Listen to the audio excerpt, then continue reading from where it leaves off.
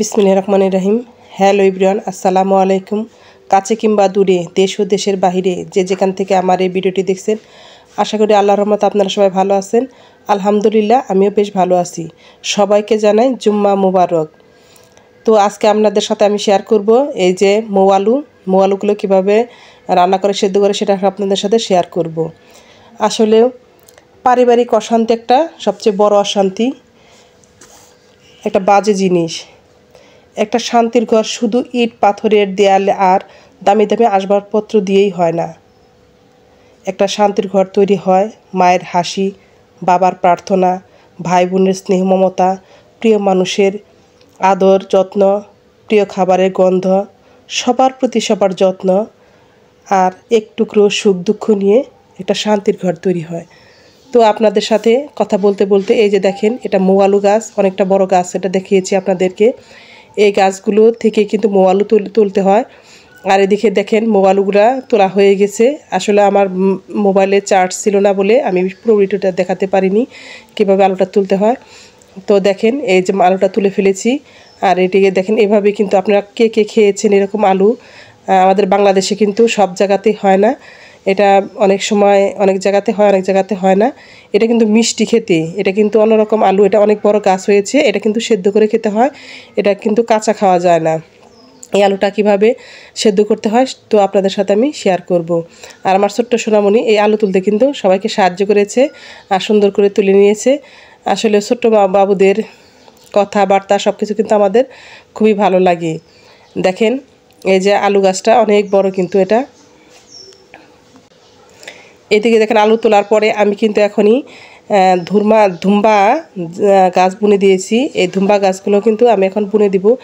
আগে যদি বোনা হয় তাহলে কিন্তু খুব তাড়াতাড়ি ধুম্বা ধরবে। এইটা দেখেন এইভাবে বুনতে হয়। আমি অনেকগুলো গাছ এরকম করে বুনে দিয়েছি।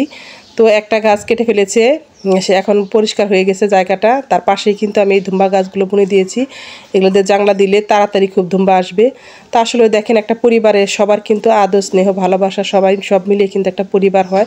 পরিবারের সুখ দুঃখ ভালোবাসা সবাই নিয়ে সবাই কিন্তু একবার অপরের সাথে জড়িত থাকে। পরিবারের সদস্যর কোনো কিছু হলে আরেকজন যদি যত্নশীল না হয় তাহলে কিন্তু পরিবারটা সুখী পরিবার হতে পারে না। তো আপনাদের সাথে কথা বলতে বলতে আমি কিন্তু ধুম্বা বীজগুলা লাগিয়ে নিয়েছি। আর এদিকে দেখেন আমি রান্না করতে এসেছি। রান্না করার জন্য এই যে দেখেন আমি মাছটা সুন্দর করে কেটে নিচ্ছি। এটা কিন্তু একটা ইলিশ মাছ। ইলিশ মাছটা ছোট হলেও এই প্রত্যেকটা ইলিশ মাছের মধ্যে কিন্তু ডিম আছে। এই মাছগুলা এত সুন্দর টেস্টি। এগুলা যশোর থেকে আনা হয়েছে একজনের মাধ্যমে। তো মাছগুলো কিন্তু খুব মজা হয়েছিল, ছোট হলেও খুবই টেস্টি। আর মাছগুলো আমি কেটে নিচ্ছি। আর প্রত্যেকটা মাছের মধ্যে এত সুন্দর ডিম এর আগে আমি খেয়েছি, আর আজকেও আমি রান্না করব।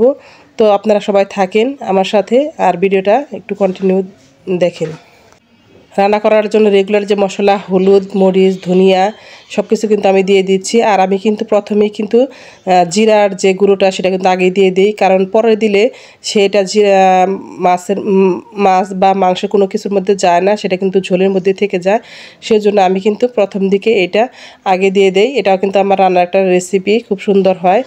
মশলাটা আগে দিলে, যেহেতু মশলাটা খাবারে দিতেই হবে, সেজন্য আগে দিলে সব তরকারি এবং সব কিছুর মধ্যে অ্যাডজাস্ট হয়ে যায়। আর দেখেন মাছগুলো দেখেন, প্রত্যেকটা মাছের মধ্যে ডিম আছে। এই ডিমগুলো দেখেন, এই যে কত সুন্দর ডিম, সুন্দর করে ডিমগুলো হয়েছে। আর এগুলো কিন্তু খেতে খুবই টেস্ট হয়েছিল।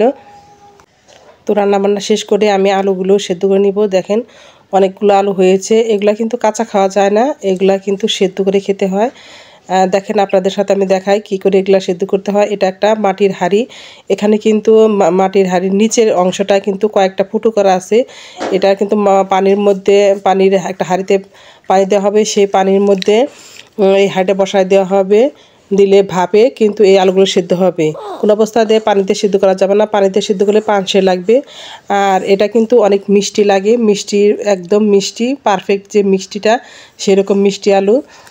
এটা কিন্তু অনেকেই খেয়েছেন, অনেকেই খাননি। যে ভাইয়াপুরা এই আলু খেয়েছেন তারা একটু কমেন্টের মাধ্যমে জানাবেন। আর যারা খাননি তারা অবশ্যই জানাবেন যে এটা মানে আসলে অনেকটা টেস্টি খাবার। তো যে ভাইয়াপুরা আমার সাথে এ পর্যন্ত আছেন তাদেরকে অসংখ্য ধন্যবাদ। আপনারা একটা লাইক দিয়ে আমার ভিডিওটা দেখতে থাকেন। আপনাদের কাছে আসলে কৃতজ্ঞ। ইউটিউব এমন একটা প্ল্যাটফর্ম, যেখানে নিজে একা কোনো কিছু করা যায় না, সবার সহযোগিতা অবশ্যই লাগে। এইদিকে দেখেন আলুগুলো দিয়ে দিয়েছি, আরও আলু দিতে হবে এখানে, দিয়ে একদম ঢাকনাটা ঢেকে দিয়েছি। আর এদিকে পানি কিন্তু অনেকটা স্পিডে কিন্তু জাল দিতে হচ্ছে। যত জাল দিবে ততই কিন্তু পানিগুলা বাষ্প হয়ে ওই হাঁড়ির মধ্যে যেয়ে তারপর কিন্তু এই আলুগুলা সিদ্ধ হবে। তো এই গ্রামের যে দৃশ্যগুলা সবার কিন্তু অনেকেই আমাকে কমেন্ট করে বলেন, খুব ভালো লাগে। আপনাদের কমেন্ট পড়তে আমার খুব ভালো লাগে, এত সুন্দর সুন্দর করে কমেন্ট করেন। আর দেখেন আলুগুলা প্রায় সিদ্ধ হয়ে আসছে। এখানে কিন্তু 3 থেকে 4 ঘন্টা এটা অনবরত এভাবে ভাপ দিতে হবে, রান্না করতে হবে। আর এর বাষ্পের সাহায্যে কিন্তু এই আলুগুলা সিদ্ধ হয়ে যাবে। দেখেন কতটা স্পিডে আগুনগুলো জ্বলছে।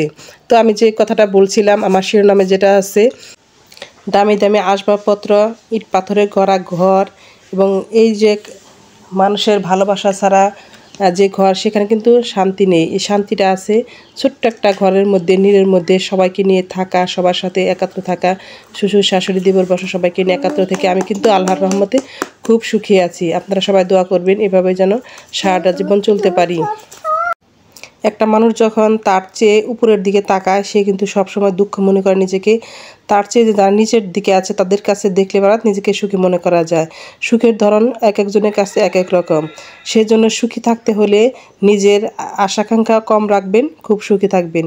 তো আমি সবার কাছে অনুরোধ করব, আপনারা সবাই আমার ভিডিওটা দেখে দিবেন। আর আমার কথাগুলো যদি ভুল ত্রুটি হয়, ক্ষমা সুন্দর দৃষ্টিতে দেখবেন, কারণ প্রত্যেক মানুষের মধ্যেই ভুল ত্রুটি থাকতে পারে, ভুলের ঊর্ধ্বে কেউ না। তো এই আলুগুলো সিদ্ধ হয়ে গেছে, আমি নিয়েছি, ঠান্ডা হয়ে গেছে। এখন দেখেন সুন্দর করে কেটে কেটে পিস পিস করে দিচ্ছি। আর এভাবে কিন্তু একদম মিষ্টি আলু, এটাকে বলে মৌ আলু, এরকম করে কেটে সুন্দর করে কেটে পিস পিস করে খাওয়া যায়। কেউ যদি পারে আস্তটাও খাওয়া যায়। আল্লাহ তাআলা যে যাকে যেখানে রাখুক, আল্লাহ তাআলা তাকে যেন সুখী করতে পারে, সে দোয়া করি। প্রত্যেক মানুষের সুখের ধরন এক এক রকম। আপনি যা আছেন সেই নিয়ে যদি সুখে থাকেন, তাহলে নিজেকে অনেক সুখী মনে হবে। আর আপনি যদি উপরের দিকে তাকান, তাহলে নিজেকে সবসময় দুঃখী মনে হবে। এদিকে দেখেন আলুটা কিন্তু ছিলেও কাটা যায়, আবার কেটেও ছিলানো যায়। আমি আগে কেটে সুন্দর করে কেটে তারপর ছিলিয়ে নিচ্ছি। আর এভাবে সুন্দর করে খাওয়া যায়। দেখেন আমি একটু একটু করে খেয়ে নেব। এটা কিন্তু মিষ্টি, অনেক মিষ্টি আলু। তো ভাই আপুদের অনেক অনেক শুভেচ্ছা জানিয়ে আমি আমার আজকের ভিডিওটি এখানে শেষ করছি। আল্লাহ হাফেজ, আসসালামু আলাইকুম।